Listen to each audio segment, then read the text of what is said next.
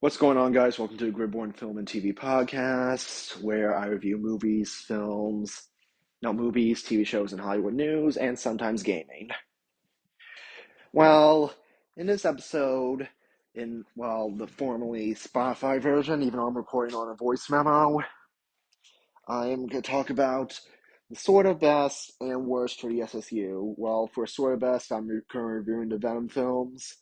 For the Road to the Last Dance, which I'm not going to review. And I'll be reviewing the worst that I won't expect for the upcoming Venom Free The Last Dance or Kraven the Hunter. So in this episode, we're going to review the worst ones of all, Madame Webb and Morbius. For Morbius, I tried to ask out a couple girls. No, ignore that. Well, for Morbius, I thought it was going to be like a cool vampire movie or redeeming for Jared Leto.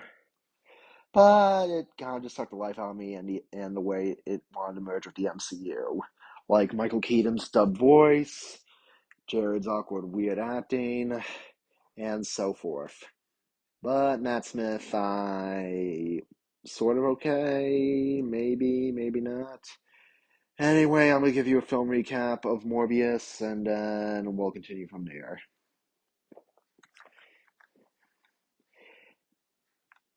Let me just find it real quick.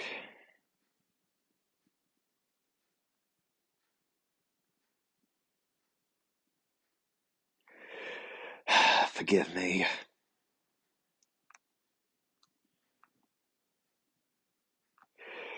At a hospital in Greece, 10-year-old Michael Morbius welcomes his circuit brother Lucian, who he renames Milo. They bond over their normal shared blood illness and desire to be normal. Seeing Michael's potential, their adoptive father and hospital director Nicholas arranges Michael to attend a medical school in New York while he focuses on caring for Milo.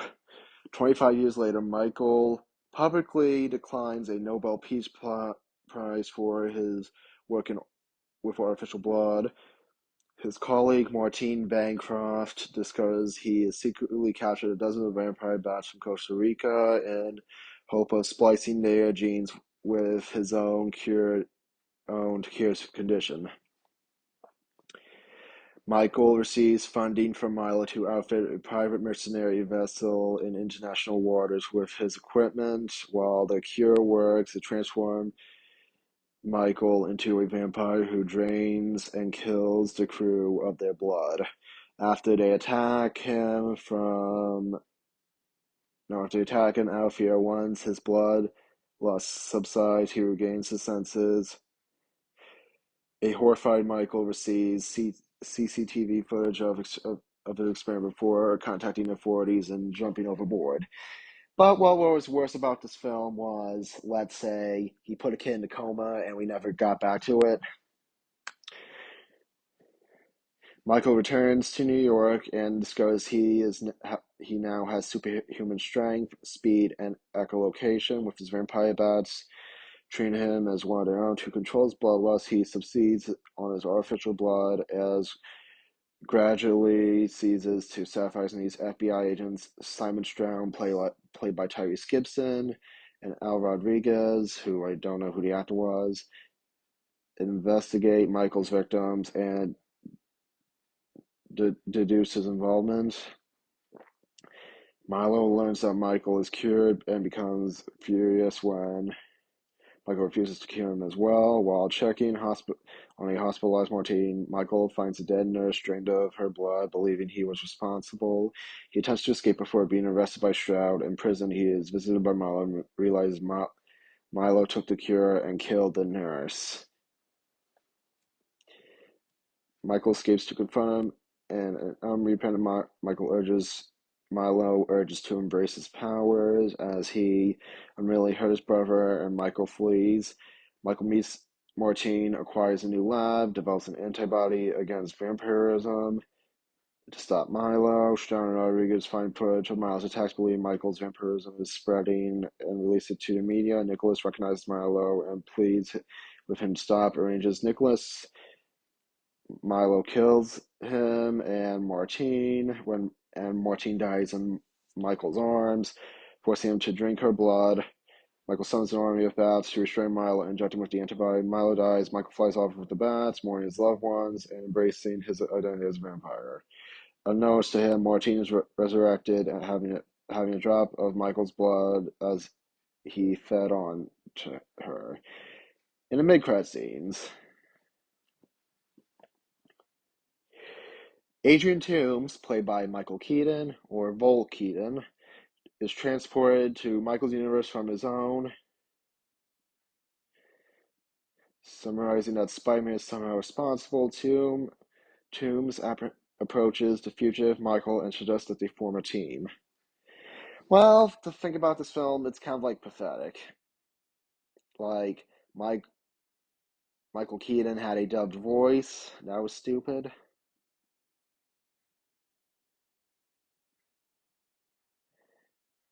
And, well, a lot of crap happened that some things I don't not want to know about.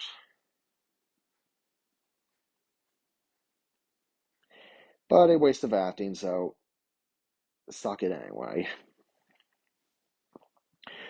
And our next film, Madame Webb.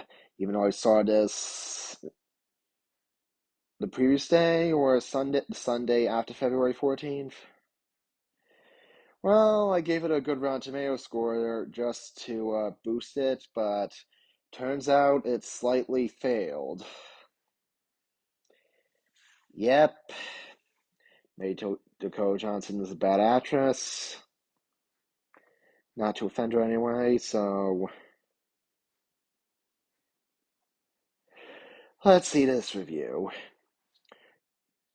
During 1973, well, or I'm gonna quote, he was in the Amazon with my mom, researching spiders right before she died. In the Amazon of Peru, a researcher team led by pregnant Constance Webb discovers a unidentified species of spider with rare healing properties. Ezekiel Sims, the man Constance hired for protection and security, betrays the team and claims the spider for himself, shooting her in struggle before fleeing with the spider and leaving Constance for dead. An indigenous tribe attempts to save her by having one of the spiders bite her. However, she dies shortly after giving birth to her daughter, Cassandra. 3 years later, Cassandra, going by Cassie, works as a paramedic in New York City alongside co-workers Ben Parker. Hey, that's Spider-Man's Uncle Ben. On a dangerous call, Cassie he falls into water as a near-death experience. Ben revives her, but she begins to experience visions. Initially, she dismisses them as deja vu, but falling to prevent O'Neill's death, Cassie realizes that she could see into the future. Ezekiel, who has limited cognition power and enhanced physical abilities, collects information on three teenage girls, Julia Cornwall, Maddie Franklin, and Anya Corazon. His visions lead him to believe that they're destined to kill him. Cassie is drawn to the same girls' interferences to stop Ezekiel from ambushing them on Ekron Central Terminal. She steals a taxi and takes the girls out to the city and hide in a nearby forest. Cassie returns to her mother's apartment to find her mother's note, which tells of Ezekiel's identity and true nature of his powers. Ignoring Cassie's instruction, the girls go to a diner where he finds them after briefly incapacitating Ezekiel by ramming him with the car. Cassie takes the girls back to Queens and takes refuge in Ben's house. Cassie flies to Peru and tracks down Santiago, the tribal chief who saved her mother. Santiago puts Cassie for a ritual as she separates her soul from her body. She experiences a plane of high consciousness where to find all living things are connected and where every possible future can be seen.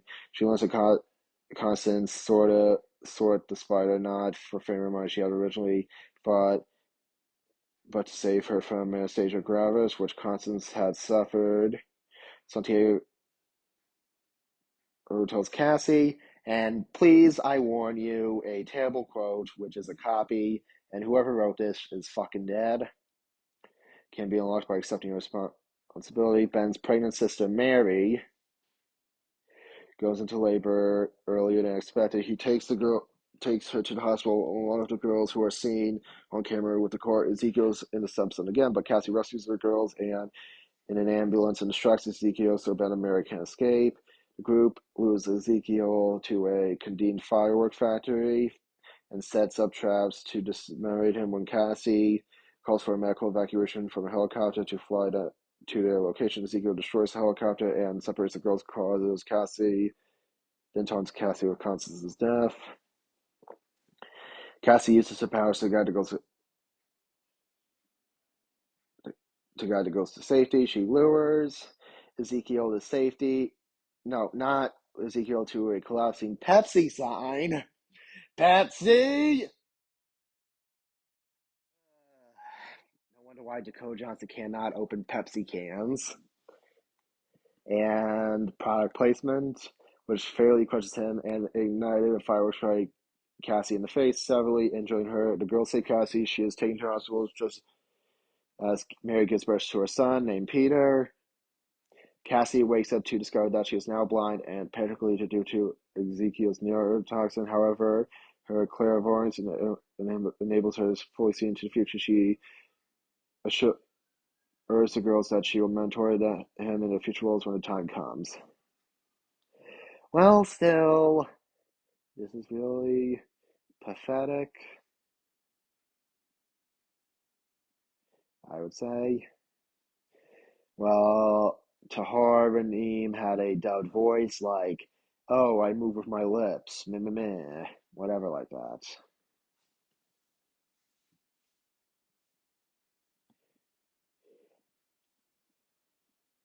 But to be honest, those two films were pathetic.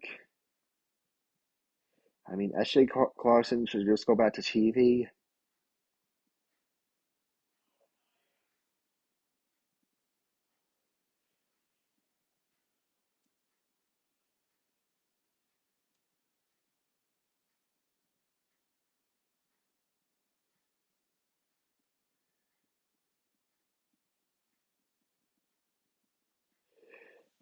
But still, it was still a garbage movie. But for like, what can I expect for the future of this universe?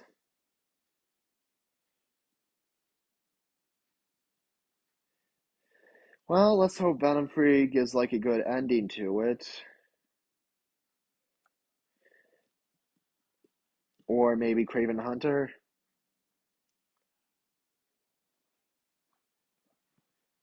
Because I want that universe to maybe be successful, maybe, and not like complete shitty garbage. So anyway, I post a comment on YouTube to say no, who agrees no more Sony Spider-Man universe, and I'll send a vote. And let's hope this film won't be like pathetic as it is. What it is pathetic. So screw it.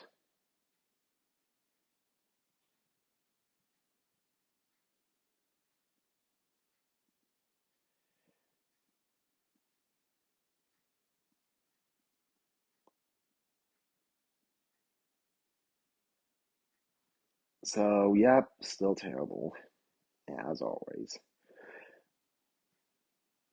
So anyway, thanks for watching, thanks for listening, and coming up next for a future episode, well, since James Gunn's DC Universe is coming soon, I am going to review like what's worst and best for a DCEU. Well, forgive me that I'm doing this again.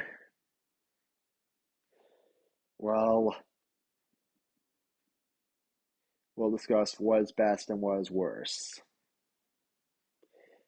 Okay? Bye.